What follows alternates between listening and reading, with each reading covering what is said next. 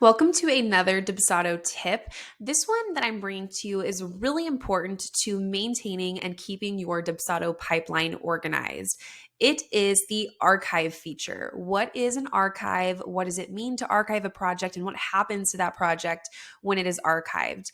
In your project area, you will see a list of statuses. Yours may look a little bit different here than mine. These can all be customized, but all of your statuses are divided into a few different categories. You'll see you have leads, you have jobs, and if you scroll all the way to the right, you also have combined and archived.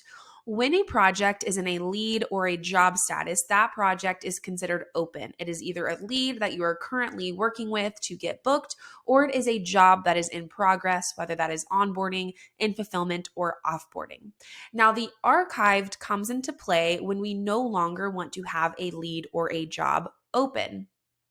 When we archive a project, essentially that project is closed out. That project moves into the archived category, and the client can no longer submit forms or make payments, and the workflows no longer work in the project. So we're basically closing it out or deactivating that project's ability to work. Now, the benefit of archiving, such as archiving a lead or a job, is that we can keep our pipeline here up and clean and keep the pulse on who is a current lead or a current job. So my best practice for an archive is always to archive a lead when that lead has either ghosted us or has not followed through or it wasn't a great fit, right? We want to go ahead and archive that lead, take them out of the lead pipeline. And for jobs, we only want to archive the job when we are fully finished with all deliverables and all communication for that project. Again, workflows are not active when we archive a project. So if there are any communication pieces still happening in that workflow, such as email communication, like thank you emails or check-ins, or forms that you want the client to complete, such as a testimonial or feedback form, you want to make sure that project has not been archived yet. But once communication is fully finished, we can archive that project and it goes and moves into that archived category. So we know that project or that lead is done with. Now, we can always head to our archived projects by clicking on this archived category and seeing all of the projects within that container. You'll also see when you search a project, if it is archived, you will see the archive tag next to it versus all of our other current or active jobs or leads are not going to have the archived tag. Now, when you click on that project, there's a way to unarchive or to archive it. So for example, this project is currently archived. If I wanted to unarchive it, I can click on the little arrow right next to the name of the project and click unarchive. I'm now going to see that project is back into an active status. If I head over to jobs, right here, I'm going to see that it moved itself back into the job category. You can also unarchive or archive from the arrow on the project menu by going to the project you want to archive, clicking that arrow and clicking archive. This will go and put them into that archive status. You'll get a nice little message here saying, hey, wait, make sure that you don't want to do this unless you're sure. Once you archive it, it is then moved away.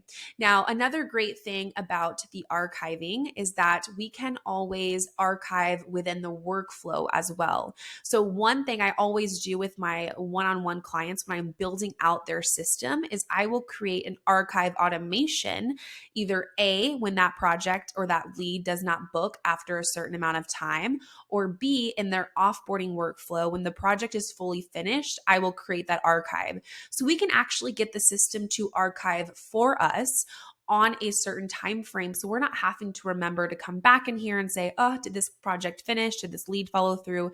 Do I or do I not need to archive? The way you do that in your workflow is simply by creating an archive action. So I'm going to head to this test workflow here.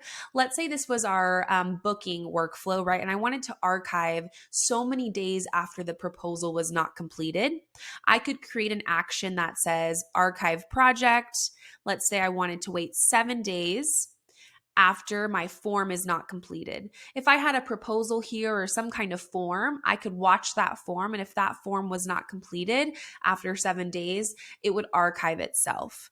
Another one I love to do is archiving the project when all communication is finished. So again, if this was our offboarding workflow and maybe I had some emails, some final touch final check-ins or touch points or a testimonial form, right? I could add the action to archive the project. Let's say it was 30 days after the project end date, or maybe I wanted to do it after the feedback form was completed, automatically archive it. You definitely have some control here on how you archive when it's automated, but I definitely recommend archiving projects so you can keep your pipeline fresh. And when you head to your projects page, you know exactly how many leads or how many jobs are truly active. I hope you loved this tutorial and this hack. The archiving feature is so important in making sure we can keep our system clean and organized, and we have a constant idea on who is a current active lead or an active job. If you have more questions about Dubsado or you have a feedback for a particular tutorial you are looking for, feel free to drop a comment, or you can follow me on Instagram at Chanel and Lee, and www.chanelandlee.com is our website if you're looking for a done for you service provider to help you set up your Dubsado system. See you guys next time.